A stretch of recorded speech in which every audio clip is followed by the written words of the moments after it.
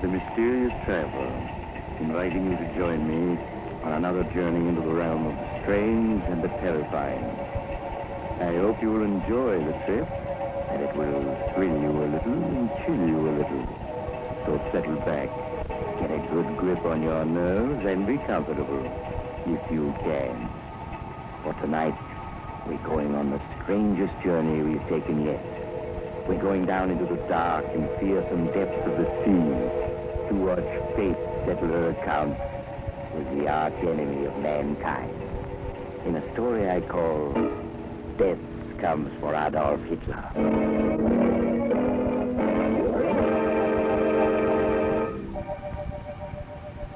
My story begins in the radio room of the American destroyer Spindrift, on patrol duty somewhere in the Atlantic.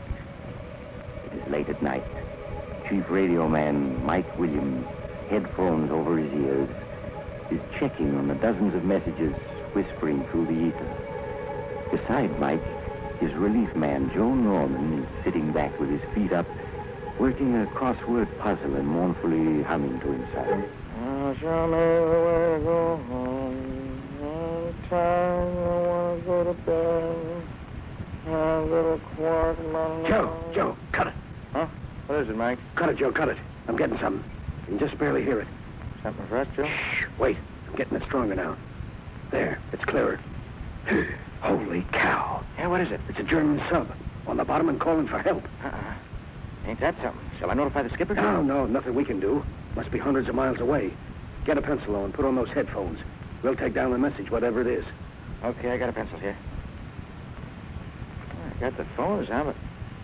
Yeah, you kidding me? I can't hear a thing. Of course I'm not kidding. I tell you, I had it just now, then it faded out.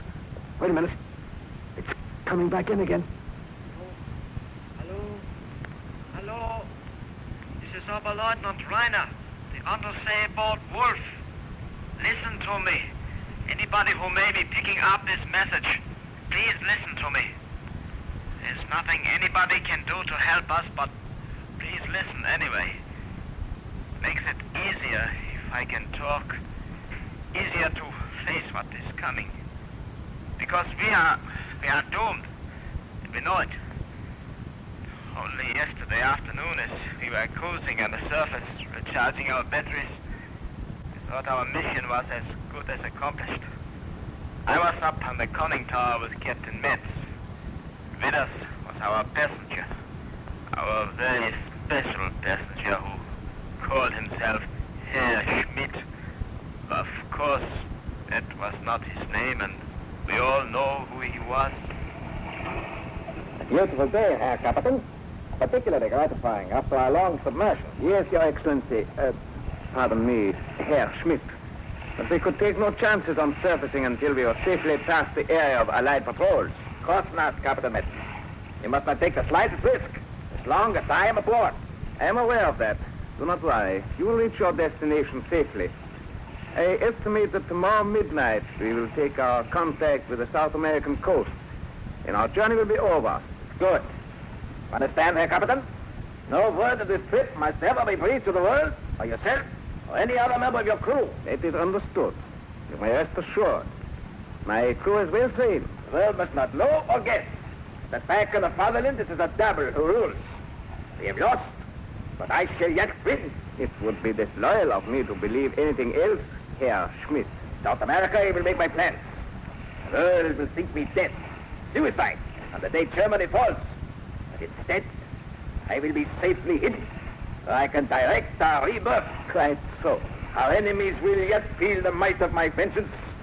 I will return to lead my people to victory, however long it may take. Of course, Herr Schmidt. Lifeboat, 3 points off the starboard bow. Lifeboat, 3 points to starboard. Pitching and tossing on the waves ahead of us was a lifeboat. It was crowded with gaunt-faced, bearded men who watched us pull alongside with hostile eyes. A dozen yards from them, Captain Metz ordered the engine stop. And then as our passenger looked on, his cloak pulled up to conceal his face, Captain Metz questioned the men in the lifeboat. You're in the lifeboat. Who is in charge? I am, blast your eyes. What is your name? What ship? What cargo did you carry? What berth were you cleared for? Captain Peter Jensen of the Mountain, now at your service.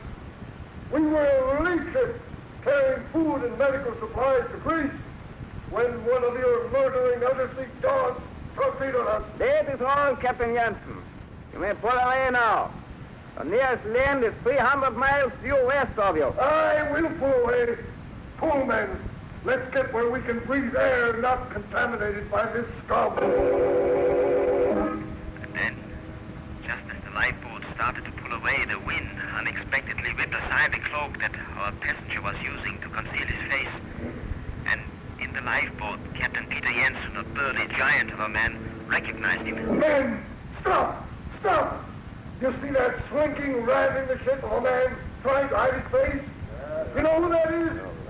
Take a good look at him so you can tell your children you've seen the murderer of mankind himself, the arch-devil who really gave the orders that sent our comrades to the bottom. I fear you have been recognized, Herr Schmidt. Stop them!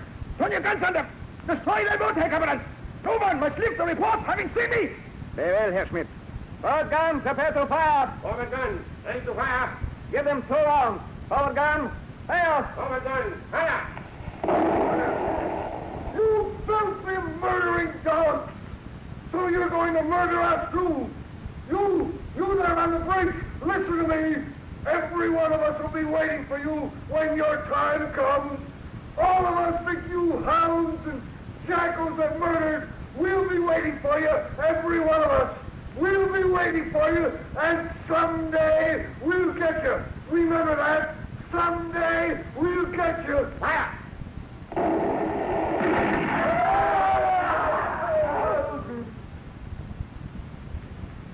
They are gone? Yes, we have finished them. There will be no eyewitnesses to tell of seeing you aboard a submarine in these waters, Herr Schmidt. It's good. Well, never know that I have left Germany. Must never guess. The whole future, the fatherland. What is that sound? Bombers. Patrol bombers coming this way. Get below at once. We are going to submerge.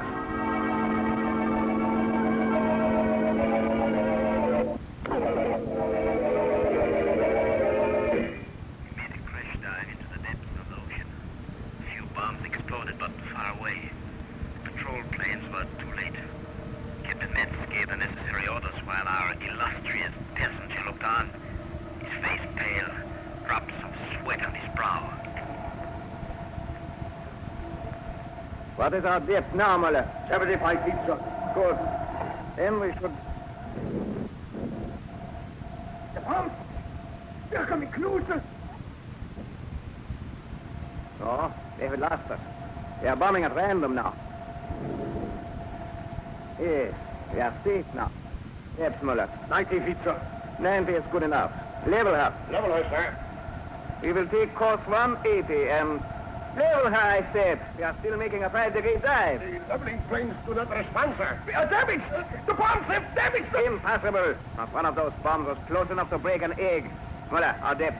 100 feet, sir. Lieutenant Reiner, order half speed ahead. Half speed ahead. The ship to hand operation of the diving plane. Hand operation of the diving plane, sir. Now level her. Level her, sir.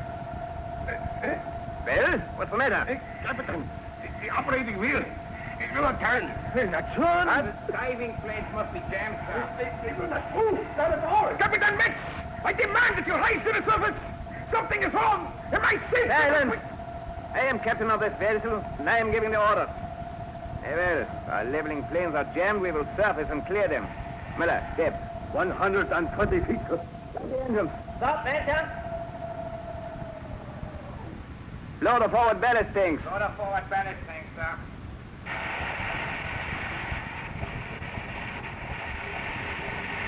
Now our bow is coming up. They are leveling off. Hold the STS. Muller, Germany. how fast are we going up? We are not rising at all, sir. Not rising. None. With the motors off, we must be. We should be. But we are still descending at about 20 feet a minute, Captain. Captain, I demand to know what's wrong. I order you, take me to the surface. I am just as interested in reaching the surface as you are, Herr Schmidt. Blow the main ballast tank until we start to rise. Blow the main ballast tank until we start to rise.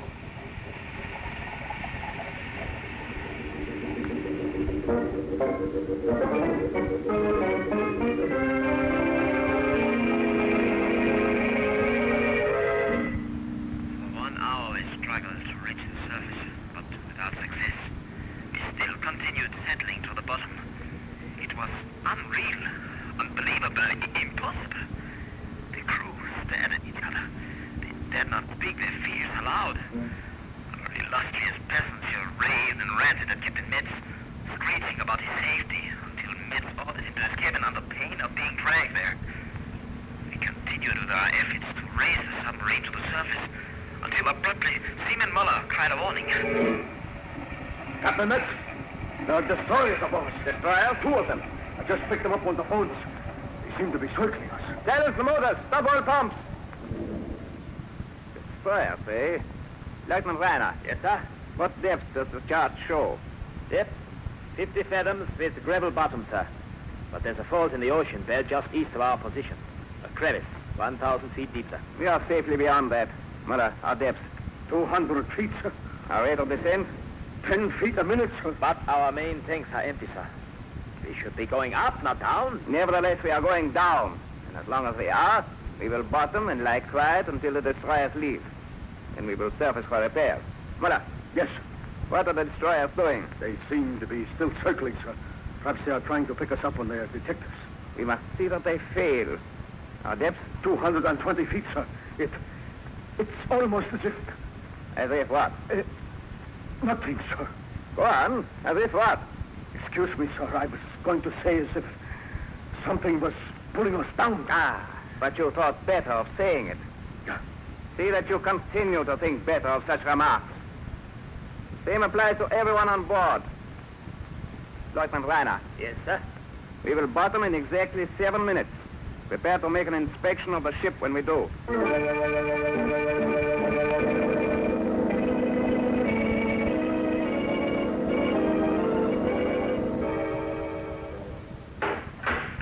Well, Lieutenant Reiner, I have finished the inspection, sir. and your report? Everything is in perfect order, sir. There are no leaks. The batteries are fully charged. All motors in working order. All pumps operating. Then obviously there's no reason why, when we choose to surface, we should not do so. No, sir. Muller, what about the bloodhounds who are trying to sniff us out on the surface? Those destroyers. I have heard no propeller sound for 20 minutes, sir. Then we will surface. Load the auxiliary tank. Load the auxiliary tank, sir.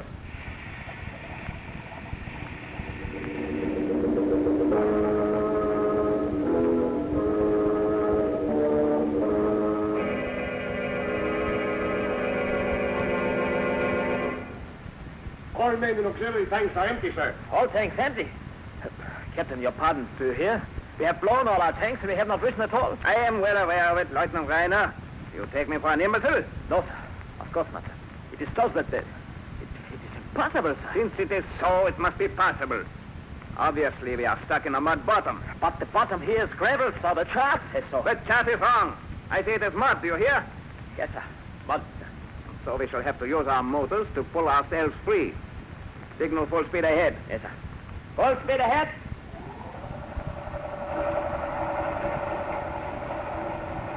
They are not moving, sir. Now what is it? Why have the fools cut the motors? Excuse me, sir. Engine room reporting. Yes. What is it? Well, what have the idiots to say for themselves? They say the propeller is fouled. Fouled? How could it be fouled? It is impossible for it to become fouled on this bottom. Yes, sir. They say it is not entirely fouled. It will turn, but only very slowly. As if... As if what? Well, sir, they say it turns as if something were holding it, trying to keep it from revolving. The fools. When we get back to our base, I shall court-martial every man aboard. Perhaps the propeller is tangled with some seaweed. That is all. In that case, we may be able to reverse and free it. Full speed astern. Full speed astern!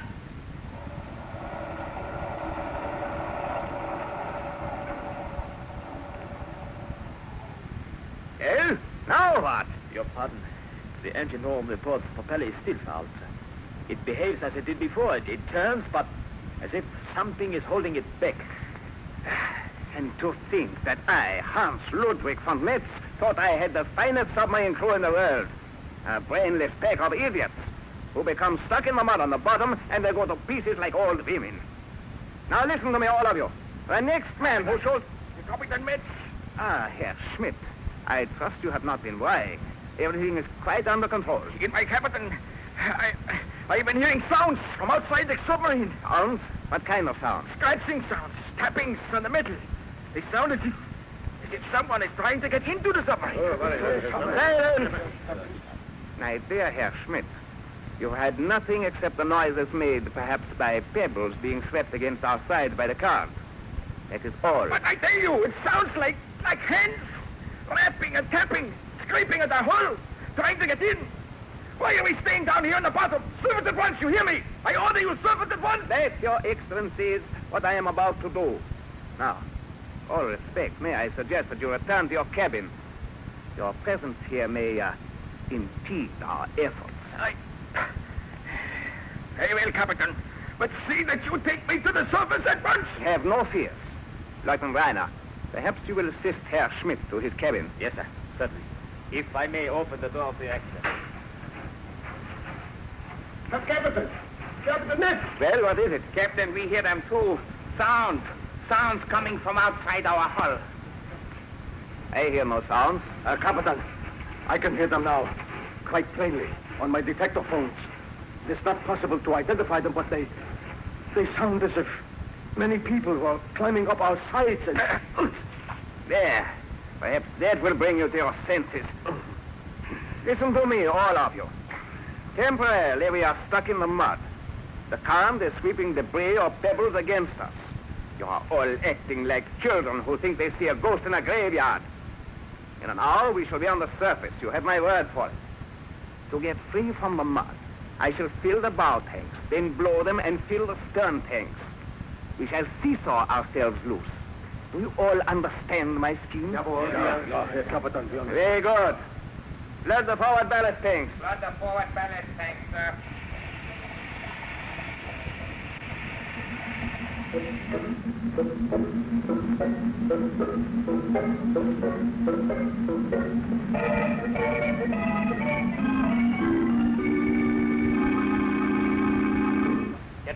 Captain Metz, Yes, Lieutenant Reiner? the main pumps are again operating, sir. The failure was caused by Hans Jäger. Jäger? How? He went crazy, committed suicide by grabbing the poles of the main switch. The short circuit electrocuted him, blew out the fuses. Jäger was always a fool. How have the others reacted to his death? Very badly, sir. They are very nervous. Nervous, are they? Yes, sir. That scraping and scratching outside our hull has affected them, sir. They stopped for now, but the crew says that it's just because they are planning something else. They? Who do you mean by they? The crew says, sir, that there are hundreds of men in the water outside trying to get in at us. Dead men, sir. Lieutenant Reiner, do you wish me to place you under arrest? No, sir. I'm just trying to explain the state of the mind of the crew, sir. In spite of all our efforts, they are still on the bottom, and the men are getting very jumpy, sir. I shall have to teach them a lesson they will not forget. They are taking their cue from our illustrious passenger, of course.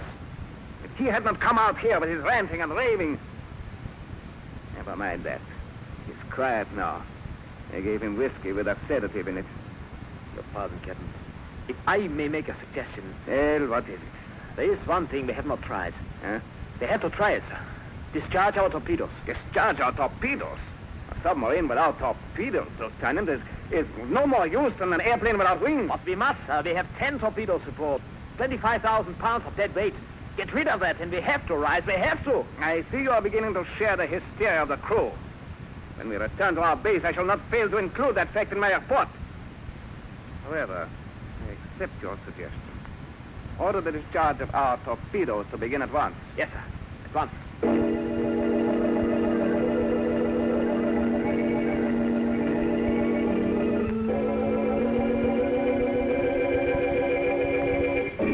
They began discharging our torpedoes. 2, 3, 4. Then the submarine moved, but not upward. To my horror, as I watched the instruments, we began to move downward. 50 feet, 60 feet we slid, as if the slide sliding down a slope on the ocean bottom. After we had fired 6 torpedoes, we were actually 100 feet deeper than we had been. Then the firing stopped. I went forward to find out what was wrong. It's no use, I tell you, it's no use. We are going down, Adolph, down. Yeah, what? What's going on here? Your man mumbling about. Why have you not discharged the rest of the torpedoes? You know what is going on here, Herr Lieutenant. We have fired 6 torpedoes to lighten ship, and what has happened? We are sinking deeper. He is right. Yes, we are going deeper. Our planes will not stand it. We shall be crushed, drowned like rats in a trap. Right! They're not going deeper. They have come to a stop already. Even if we should slide a little further, we still have a margin of safety of at least 100 feet. The very fact we have moved proves we are breaking free from the mud. No, it is not true. We are not stuck in the mud. We are not. Ratman! No more of that. No more of that. Why should I? Be quiet. We all know we are not in any much. We all know our tanks are empty, and we should have been on the surface long ago. We all know why our propellers will not turn, and we all know why we cannot rise, too. Ratman! Because we are being held down. We are being held down by 1,000 dead men who are crawling all over us, scratching at our plates, trying to get in. They have come from all over the 7 seas just to hold us down, just to see we do not get away. Listen to them. Listen. You can hear them now. Listen. What nonsense. Ratman, come to your senses. It's only our planes groaning under pressure. That is not true. You know better. We all know better. Who dragged us down here to the bottom? Whose hands are keeping our propellers from turning? Whose bodies jammed our diving planes? Whose weight is keeping us on the bottom? The deck. Ratman, I order you to be quiet. It is too late for orders. There is only one way we can escape. That is to give the ones outside the man they want. They want our passenger, the one who calls himself Herr Schmidt.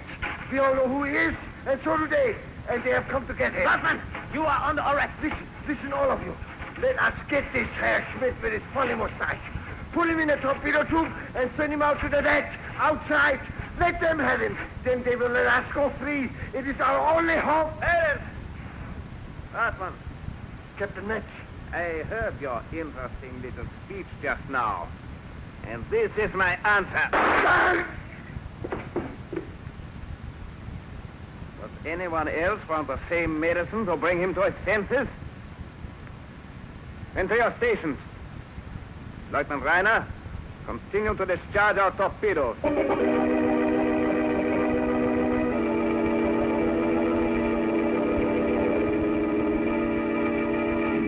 That was 4 hours ago. We have discharged all our torpedoes, and we are still on the bottom. Every few minutes we slip a little closer to the 1,000-foot chasm in the seabed. Very soon, inevitably, we will slip over the edge right into it. The whole submarine is filled with a great rustling and scratching, as though thousands of hands were clawing at it, tugging at it, pulling it toward that chasm. And the crew truly believes that we are being slowly but surely dragged toward it by the dead.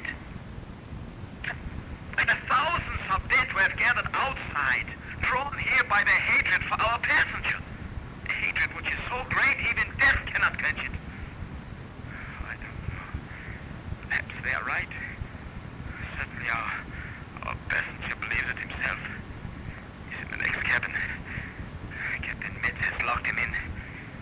Perhaps if I hold this microphone into which I'm speaking close to the bulkhead, you can hear him. Covenant, man! Do something! I order you to do something! They are outside! They're throwing at the water to get at me! Captain!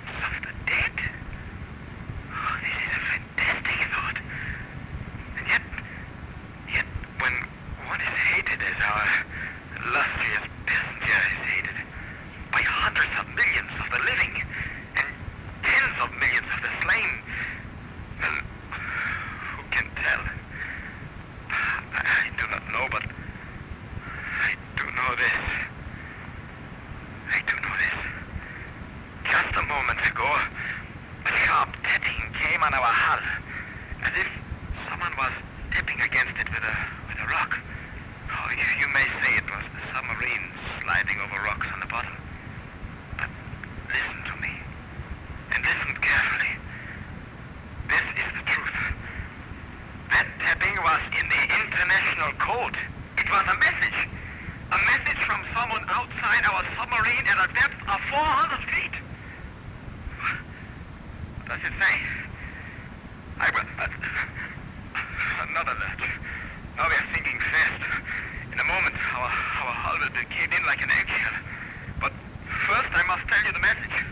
I do not ask you to believe me, but the message was this. We are waiting for you, Adolf Hitler. We are waiting...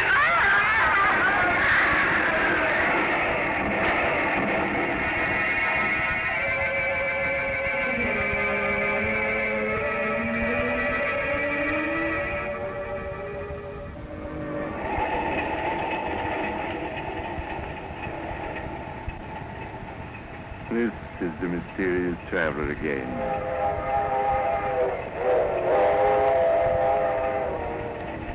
Is that the true story of the death of the world's archenemy, Adolf Hitler? I do not know, so I cannot tell you. The man who told it to me, perhaps he was joking. Who can say? You must make up your own mind. But it is interesting to think about. Yes, very interesting.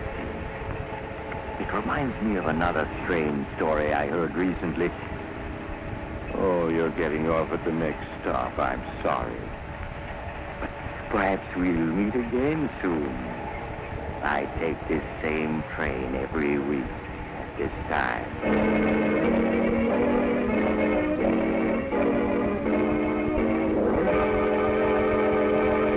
In tonight's story, Death Comes for Adolf Hitler, Tony Barrett played Lieutenant Reiner, Philip Clark played Captain Metz, and Lon Clark played Adolf Hitler. The Mysterious Traveler is written by Bob Orfer and David Kogan, and original music is played by Henry Silverne. The entire production is under the direction of Doc McGregor.